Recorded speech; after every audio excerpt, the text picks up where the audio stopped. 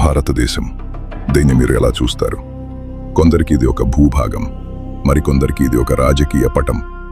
కానీ మన పూర్వీకులు వేల సంవత్సరాల క్రితమే దీన్ని ఒక దేశంలా చూడలేదు. వాళ్ళు దీన్ని ఒక శరీరంలా చూశారు, ఒక జీవమున్న ఎనర్జీ సిస్టంలా చూశారు. ఈ శరీరం ఎలా పనిచేస్తుందో చెప్పే యూజర్ మాన్యువల్ ఒకటి ఉంది. అది ఎక్కడో మ్యూజియంలో లేదు, అది మన కళ్ళ ముందే ఉంది, కానీ మనకు కనపడట్లేదు. అదే స్కంద పురాణం. పురాణాల్లోకెల్లా అతి పెద్దది, 81,000 శ్లోకాలు. కానీ ఇది కేవలం కథల పుస్తకం కాదు, ఇది యాన్షియంట్ ఇండియన్ జియోగ్రఫీ. అసలు ఈ జియోగ్రఫీ ఎందుకు సృష్టించబడింది? ఈ కాశీ, ఈ కేదార్నాథ్, ఈ అరుణాచలం, ఇవన్నీ ఎందుకు డిజైన్ చేయబడ్డాయి? దీని వెనుక ఒక భారీ యుద్ధం ఉంది.